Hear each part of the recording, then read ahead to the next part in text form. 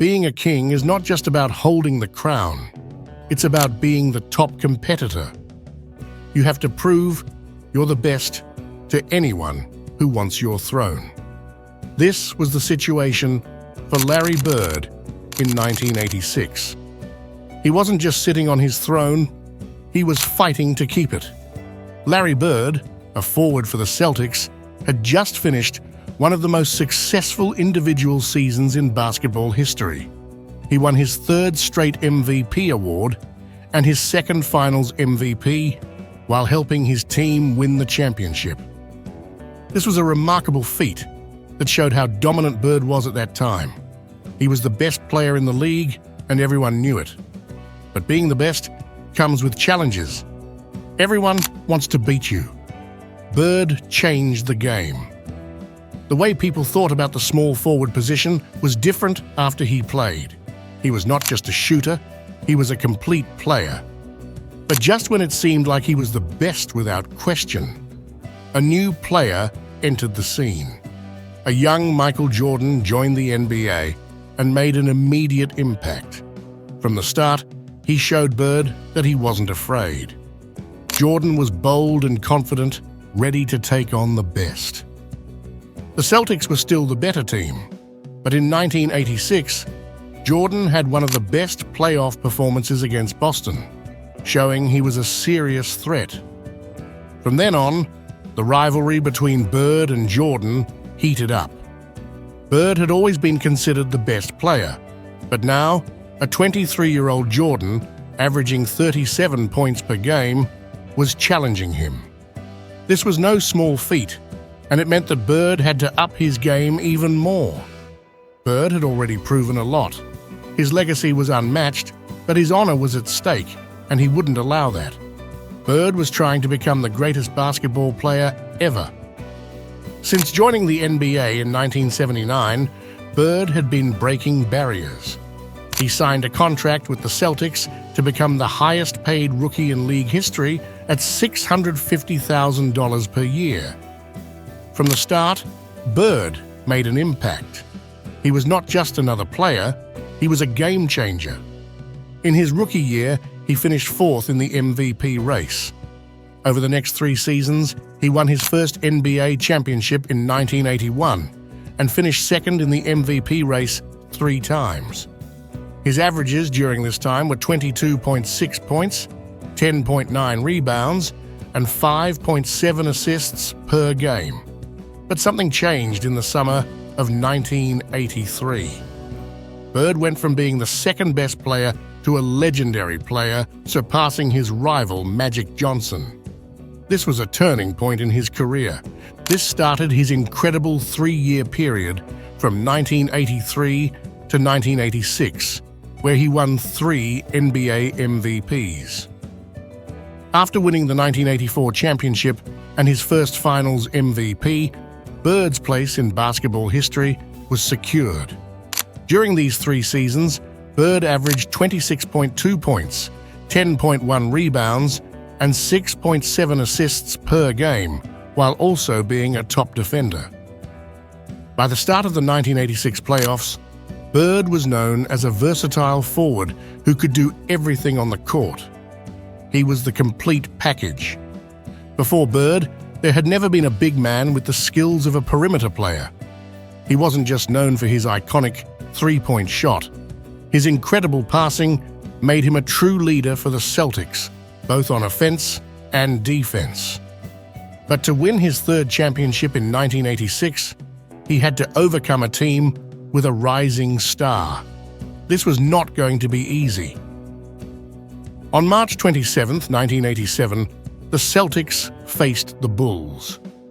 The Celtics had 51 wins and 19 losses, while the Bulls had 35 wins and 35 losses. Bird was having a great season with averages of 28 points, 9 rebounds, and nearly 8 assists per game, finishing 3rd in the MVP race. Jordan, who finished 2nd, was averaging an incredible 37 points per game. This was a clash of the Titans. The Celtics played without Dennis Johnson, replacing him with Jerry Sighting. Even though they were playing away from home, they knew it would be tough. From the start, Bird showed he was going to have a great night. His off-ball movement and high basketball IQ were evident. He was one of the most dangerous players without the ball in his hands. This made him even harder to guard. Bird's ability to shoot from mid-range and long-range was lethal. His low-post moves were unpredictable. This night, his mid-range shot was nearly perfect. Jordan faced tough defense from the Celtics, who sent multiple players to stop him. But Bird could also score in isolation from the low post, a move that would later be made famous by Dirk Nowitzki. This showed how versatile Bird was. The Bulls tried to defend Bird with double teams, but Bird adapted. He hurt them in transition and continued to score. By the end of the first quarter, Bird had 20 points. Despite Bird's performance, the Bulls stayed close, trailing by just 1 point, 36-35. Bird's versatility was on display as he turned loose balls into assists and continued to be the most impactful player. Even when Jordan had to defend Bird, the size difference played a key role. Bird continued to score in transition and dropped threes with ease. Despite Bird's 33 points in the first half, the Bulls only trailed by 3 points at halftime, thanks to Jordan's 16 points. This was a tight game, and both teams were playing hard. In the third quarter, Bird focused more on playmaking, finding better options for his teammates. The Celtics' defense stopped Jordan, leading to easy baskets on the other end. Bird led his team on defense, showing he was willing to do the dirty work.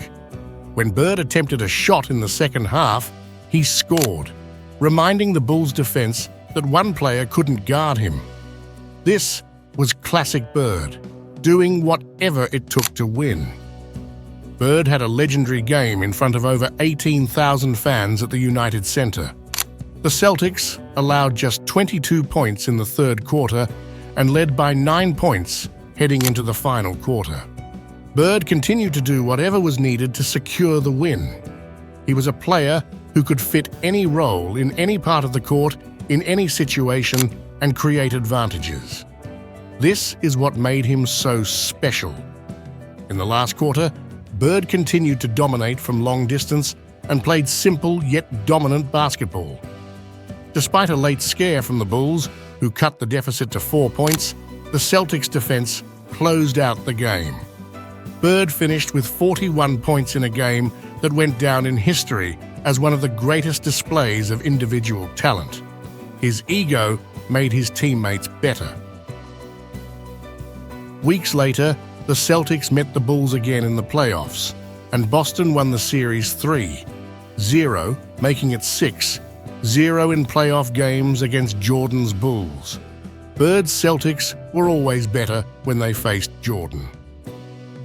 Bird, along with Isaiah Thomas and Bill Laimbeer's Pistons, became a thorn in Jordan's side. Bird didn't win the championship that season. Magic Johnson's Lakers did. But Bird taught Jordan valuable lessons about leadership and teamwork. Bird and Jordan's rivalry continued, but they never met in the playoffs again. Bird finished his career with a 17-11 record against Jordan's Bulls. Injuries shortened Bird's career, ending the Celtics dynasty and leaving them in a tough spot for 20 years.